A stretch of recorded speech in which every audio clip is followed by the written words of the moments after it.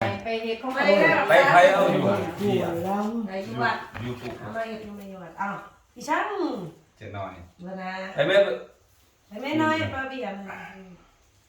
มันเบียร์ อยู่สั่น ใน นั่นเล ตู้ ยไอ้ตุ๊เบิร์ดสิไปเอาสั่นเนี่ย นี่อยู่แบบไป อยากไปน้อยเอาก็ได้ ภาษาหมู่ โอ้ โอ้หนามา มาเลยว่า อีน้อย มีกินทะลุใช่แล้ว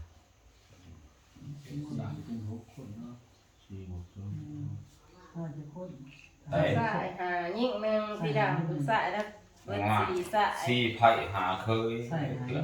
อืม หามันคอยเป็นเคยใกล้มันไผ่สิ ท่านในข่าวเราไปแล้วไปอยู่มัน มาไปสิสมัครต่อ สมัครก่อนมูดิ ไม่ได้เด้ พอเวลาไปขายของเขาหลังนั้นเขาเอาพอเดี๋ยวเอาอีก มันเช่นหนังสือเครื่องเขาขอเป็นสมาชิก ก็ หนังสื เป็ อน ส ต่อ แตม ไป เก็บไว้ ไป ให้ ก็ แล้วเด็กที่เฮือนก็อยู่เฮือนทำมันโน่อยู่เฮือนคนนักเรียน เอาซื้อน้ำคุณก่อนเลย เอาร้านเดียว คอยเสียวตัวคอยขั้นหัวนี่ เอาสบู่ก็ ได้ ได้เอา สิมาไหนเพิ่นเอาสมุดบอกว่า แต่ส่งสบู่ควรไม่พอละ ชื่ออยู่ ขึ้นไปบริษัทด้วย ให้ สู้หัวที่ป้าข ค อ อยสู้แต่แบบ เพราะว่ามันที่เป็นคนจะขึ้นไปหาใบยืนเลย อย่างนี้ การหาสมัครเอาซื้อไหลมันก่อน สมัครก่อนนี่ ฟ้องกอก้งเอาเราติดสี่ก่อนเลย นั่งมาสิก่อน นั่ง มีปฏิวัติว่ามีแบบดัง ที่สมัครใจก็คอย บ่เป็นหยัง มันเลยครับคุยต่างกัน บ่เป็นหยัง มันหมดเลยเป็นหยังเราขอเกี่ยววันนี้เขามาตรงนี้เขาเอาเขามาได้ ขายแล้วอันนี้นะคะโลกมันสิบบาทตุ่นคน ผมเป็นยัง มันเป็นหยังวันนี้เจ้า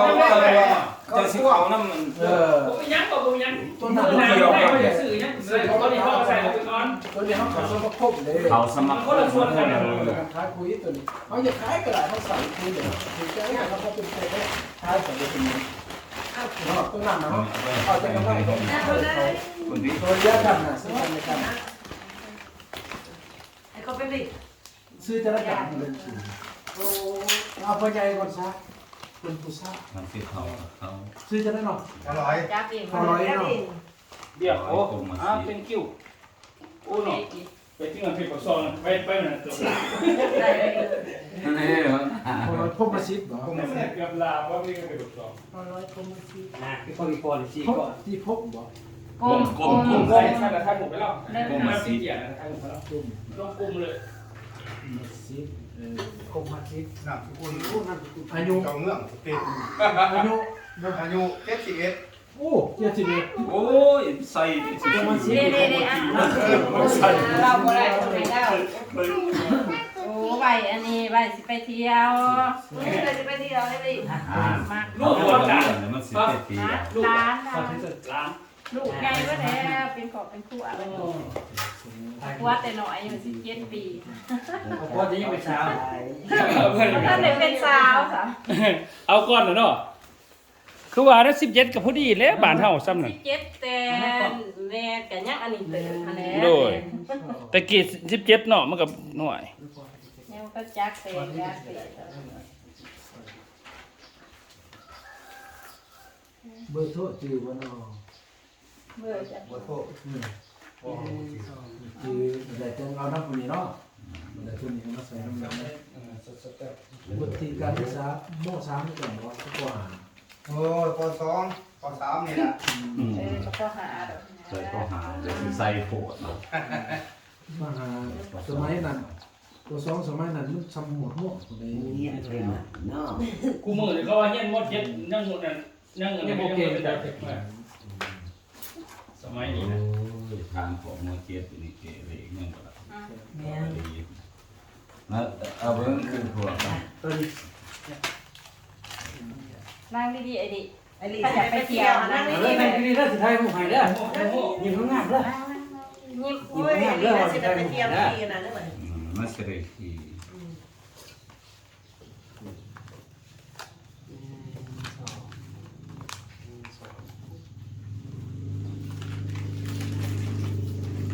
เดี๋ยวแม่แล้ว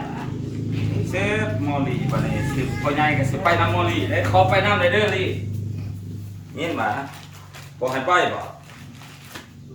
ลี่ ก็จะปีเกิดนั่น จ่ายคนในด้วยคน พอจื้ออยู่ว่าวันเดือนปีเกิดพอตีจะใช้น้ำดังกันแต่วันมาทำจัดการแบบ แม่ไปใช้ โอ้ยสิไปถึงได้ว่าเขาบ้า ขอบคุณลงมาเจ็บคนขอบคุณคุณน้ำจับในสมนุน อยู่ในสมรภูมินี่ ถ้านี่แอบไปว่าอีนกอี บ่ท่านแย่ใช้เลยบ่ท่านแย่อะไรก็จังว่าบ่มีในสมนุน เอาไปนี่ นี่คำหนูที่ยังสิ ยังซีบ่ เลย ยิ่ง ยิ่ง3ใส่หนึ่ง เดี๋ยวผู้เดียวนี่ใช่ครับที่ใส่เน่นเนาะเยี่ยม สามหาบ่ ใส่หนึ่งลูกลา ลูกหลานนั่งนี่นะลูกหลานนั่งนี่ ตายน้อง มีใคร ตาย ก็ที่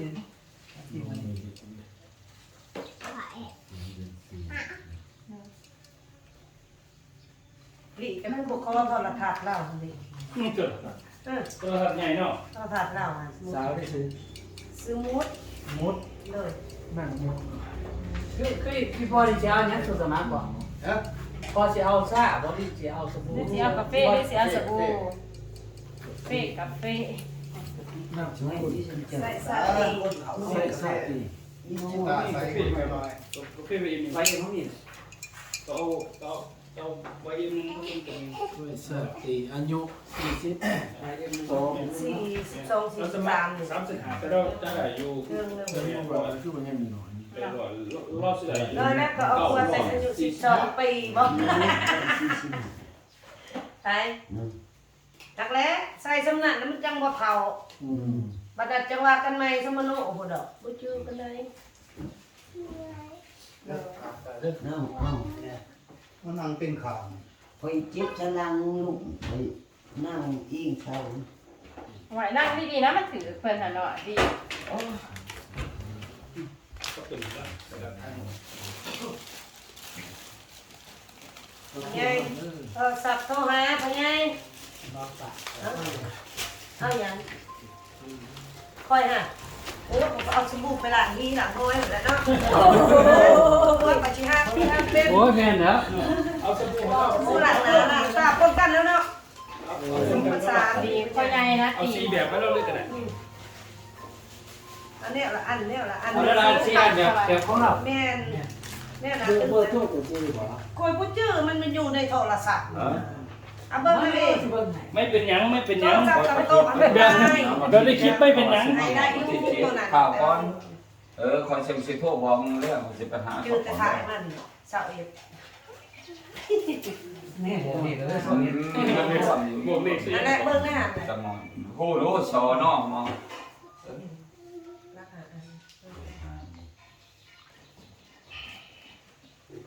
ดีเดี๋ยวจะคูปองละคร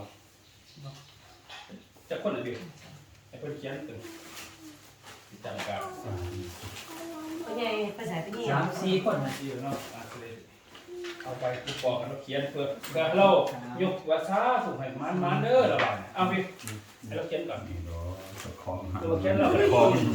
คนละใบ คนละดงบ่ ตัวนี้เป็นใบกำลังวัดต่อไปเป็นใบเนี่ย อ่ะพ่อ ใบเนี่ย เขียนอันนั้นพ่อเขียนชื่อวัด4คนนี่แหละขอโทษไม่พูดเอาไว้ไว้สิ่งรางวัลมื้อวันที่11นั่นมันไปหาใบอย่างยืนสมาคมบัตรนี่ นั่งดีๆไอ้ดิ เอาไปอย่างยืนวันนี้เฮาซื้อต่อไปจะได้มีคันนี้ตัวเพิ่นบอกเฮาโอ้โหคนน้อยเนาะ สื่อสุดโลกแรกมีหมด ซื้อ คะ ไป แนนแค่มีหมดทุกอันนะเขาจะสื่อของเนี่ยในระบบมีหมดถ้าว่าเขาเป็นธรรม สิ ชา มัน ติ ลายอะไรสิเกิดมีข พ่ อ อง ใหญ่ แท้ สิผ้าไป คุณเลยให้ปัญหาเพิ่นเอาไว้ ไอ้ เพิ่น คน เล ไหน ย สอบอยู่ในเรื่อง มาได้นี่บ่พี่อ่ะ นี่ใช่คนแล้วมา อันนี้น้ำเรียนอ้อย เดี๋ยวมันโดนแต่ซื้อเพิ่นแน่นอน สุดเกิน นี่เป็นผู้ ซอยกันอยู่หรอ โอ้ยสองคนเรียนหนักกันสนใจอยู่ เพื่อนละลายถึงกันสมบัติ ผู้เจ้าก็สิซื้อน้ำกินกับโป้งน้ำสิทั้งหลายๆเนาะพี่อ่ะใช่ พอมีวิทย์บอกใช้งานเลยเนาะ โดยแน่แหละ แต่กลางได้ เราลองโว้ยไปไปพี่ลูกไปลูกเลยที่คน ลูก ไผ่เอาไผ่หวยเต่าชนิด ลูกสองคน บ่าว้า ว้าวกันยังเรือใจปกติกับอันอีสอย แล้วอีอันไหนเอา อีบัวมันกันนี่อย่าคอยสมนุมันนี่ไป เป้าขอ เจ้าเขาเบิร์ดสม ซื้อ นุ น้ำกันหวยตอนไป ซื้อกันตอนไปเที่ยวแล้วอ่ะ อยู่ดีๆที่บ่ายดิ ไปขึ้น ถ้าร ถ มัน ตู้ มี ดู ส สิ มุนจะก็ใส่เห็นได้แบบมีเบียร์มีงานก็ยืนใบอันนั้นคือเพิ่นบอก บ่มีเอื้อ ใส่เลยหาเซน6 เซนก็ยามันติเงินฟรีเนาะ เป็นแล้วนะสิ เอาวัดคนตาย ต้องตาย พอแล้ว ไปยังเรือยิ่งช่องใช่ช่องล่ะลูกสาวล่ะกับ อ้าวลุงกับบ้าน ไอ้หลานแหละ เฮงงมันพวกหน่อยแล้ว มันเขียนบอกว่า อยู่ดีๆที่บ่าย ลู ดิ กกันยิ่งนึงใช่นึงเป็นใช่ช่องยิ่งช่องอยู่ เจ้ามันออกแล้ว อีหัวอุ้ยแกตะเรตี ออกแล้ว บ่มีมีแต่บักทุกเสีย ร่วมจำนวนส่วนมาสีกับขวดสีเนาะ แม่ สูตร2ขวด1เนาะเป็นสีพูด 2 ครัว ใช่คนนึงนี่คนนึง 2เออ เดี๋ยวมาใช้2อีก2อยู่มัน แม่แม่ อย่าสมเมื่ออารมณ์สีอ่ะจังน้อยจังเมื่อนำกัน มันจะเอาอีชั้นมาตุสมา และเอามาลำมาลอยนี่แหละ ซันบิว เรียกไม่เอา เอามาลำมาลอยพวกจับเปิดนั่งมาลำมาลอย เนี่ยสมาร์ทกับว่า นี่ตัวแรกเด้อ 3 เซนหา กันว่ามีดเอามาลำมาลอยเนาะ ถ้าตัวละร้อยเนี่ยต้องซื้อ ยังสิมาอีก แม่จ้ะ จะสมาร์ทคนหนึ่งอย่างไร เอาสิลงขึ้นเฮ็ดชวนเฮ็ดให้เอา สื่อ ซื้อเอาสักคาเดียวมาซื้อ สภามันบ่ยากใส่หรอกถ้าเอามันแต่ต้นก็เอา ตัวนั้นไปใส่เอาหน้าเอาเดียว ไอ้ดิโดนเทียมจะเริ่มเมื่ออะไรได้ดู แต่ ก่อน ถ้ามาคืน ลาโลดเด้ออย่าโลดเด้อ ไปนี่ไปนี่เวลาเอานี่มันใช้แล้วก็ว่ามี ตัวนี้แม่นแม่นยังถือ ตัวนี้แม่นซ่าหมดลูก ได้แล้วบ่เบิ่งค่ะ ซ่า อยากมาติ ซ่องนึงนี่เขากินแต่บนจะไม่ว่าให้คนละบอกมือ เอาจังได๋ คอยสิไปกินน้ำเต่าเด้อซ่าเจ้าค่ะ ไปซิ ซื้อ กั กัน น หน่อย ซื้อไหน กาแฟนี่กินเนื้อซ่องเนาะ ตอนเช้าเป็นไง กินต ตอนเช้าตื่นมากเขาก็กินโหลดกินน้ำหอดน้ำบุญหอดแต่ว่าตัวซาพอกินตอนเที่ยงก็ก่อนนอนอะไรกินก็ได้ซากินก่อนนอน นามสกุลบุญน้ำ ทั้งวันทั้งวันเลย บุญน้ำ กินตอนเช้าเลยกินกาแฟดำครับ บอกไปยังบอกไปยัง บุญนักเนาะ คนกับกาแฟร้ายอย่างขาดมันก็ บอกของเราลิตรกาแฟมันละลายมันเอาสมุนไพรใส่เสร็จแต่ว่าเอาซื้อมันซื้อแต่ว่าตัวกาแฟพอกินตัวกาแฟดำก็ได้พอกินกาแฟ ตัวบุญนาตัว เอากินเอาเวทอยู่ อย่างว่าอยู่ มื้อนี้มาหาแท้เล็กป่ะ ที่ เบิ่งติคอยหาเก็บเงิน1,000ไปแบกชั้น4ขึ้นเงินตัวเงิน1,000เขาก็บ่เอาหรอกศูนย์เลยทางหน้าโอ้ยเนาะคือบ่เก็บเงิน มาเก็บเงิน บ่ซื้อปลักแปดจบเจือ บ่ร้อยกูมาลำเนาะ กงมาสิ 3,500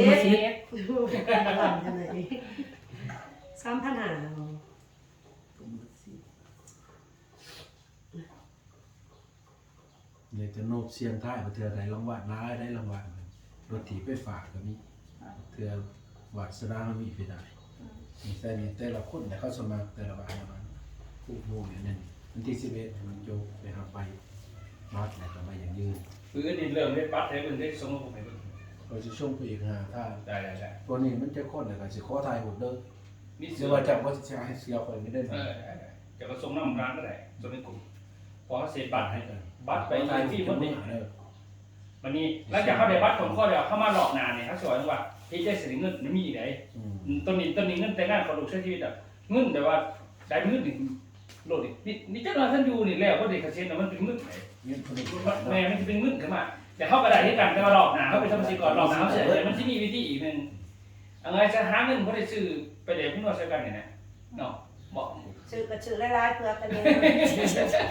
ชื่อหมดแล้วบ่ เลยไปนวดเลยกัน ชื่อชมพูน้ำเจ้าบ่แต่จะก็ชื่อในเมื่อเพื่อข่อย สลับกันเนาะ สลับกัน เบอร์โทรจื้อบ่ดี